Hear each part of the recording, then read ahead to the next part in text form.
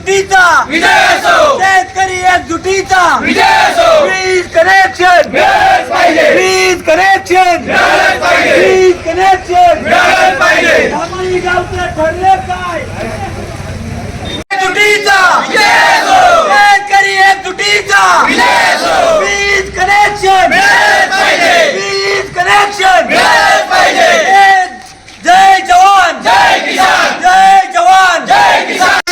नाही कुणाच्या बापाचं, पाणी आमच्या हक्काचं नाही कुणाच्या बापाचं. आणि धामणी शेतकऱ्यांच्या एकजुटीचा विजय असो, आणि धामणी शेतकऱ्यांच्या एकजुटीचा विजय असो. अतिशय खडकर अशा परिस्थितीमध्ये आपण जात आहोत. आपला हा परिसर सातत्यानं दुष्काळी परिस्थिती आहे, म्हणून आपण दुष्काळावर मात करण्यासाठी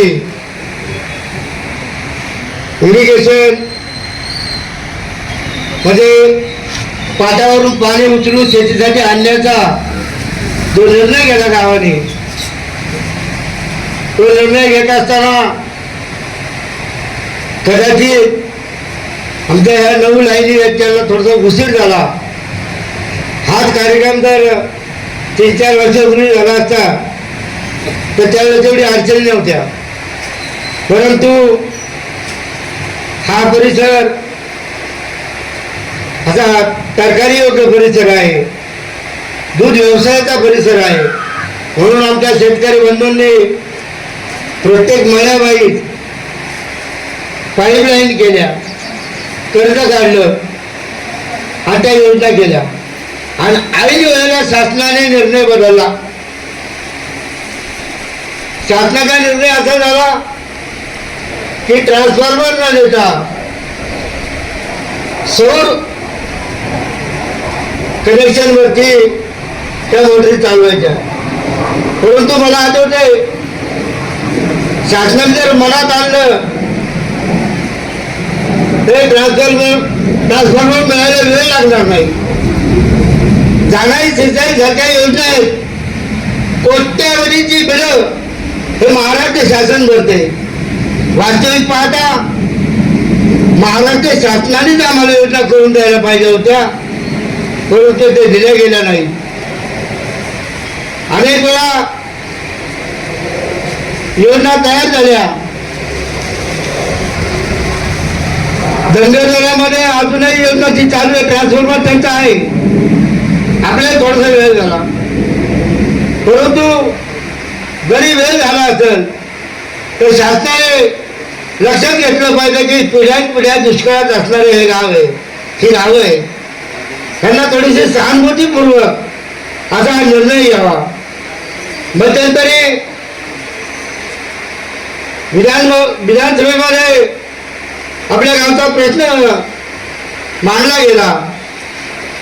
त्यावेळेस माननीय मुख्यमंत्री देवेंद्रजी फडणवीस साहेबांनी सांगितलं की तातडीने त्या ठिकाणी जाऊन परिस्थिती पहा, शेतकऱ्यांची किती किलोमीटर पाणी लांब नेलेलं आहे, त्याला सौर ऊर्जेने पाणी जाऊ शकेल का, त्याची पाहणी करण्यासाठी या ठिकाणी तातडीने लोक पाठवले.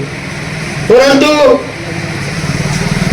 हे कंपनीवाले कुठे गुन्हेगार आपलंच कसं खपवायचं, शासनाच्या माती कसं मारायचं आणि त्याचा रिपोर्ट कसा तयार करायचा हे त्यांनीच करावं. परंतु आम्ही पाहिलं आमच्या ब्रह्मगिरीमध्ये मळ्यामध्ये प्लॅन चालू आहे त्याचा सौर ऊर्जेचा. परिस्थिती अशी आहे, उन्हाळा होता म्हणून ते 10 ते 4 चाललं. आता ह्या वातावरणात चालून म्हणून गॅरंटी नाही. आणि पाटावरून तर पहाटदारापर्यंत जर पाणी द्यायचं म्हटलं तर सौर ऊर्जेवरती ते शक्यच नाही. म्हणून आमची शासनाला विनंती, आम्ही काय तुमच्याकडे फार काय मागत नाही, आम्ही स्वतः डीपीचे पैसे भरत आहेत, आम्ही वीज लाईट बिल ठरवणार नाही. मग महाराष्ट्र राज्यामध्ये जर एखादा विषय जर असा असेल की त्या ठिकाणी वीज कनेक्शन देणं फार गरजेचं आहे. तर माझी आजही आपल्या ग्रामस्थांच्या माध्यमातून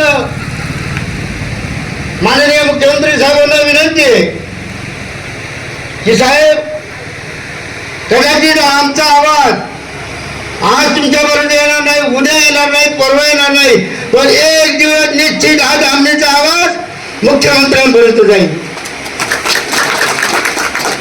कारण आता आम्ही वैतागलोय, आम्ही त्यागलोय, आमची पिढी बरबाद झाली. येणाऱ्या पिढीला तरी शेतीला पाणी मिळावं. एकतर आमचा तरुण वर्ग शेतीमध्ये काम करायला मागत नाही, परंतु त्याही दृष्टीकोनातून आमची माय माऊली तिला जगवण्याचा अधिकार आमचा आहे, म्हणून आम्ही या ठिकाणी करतो.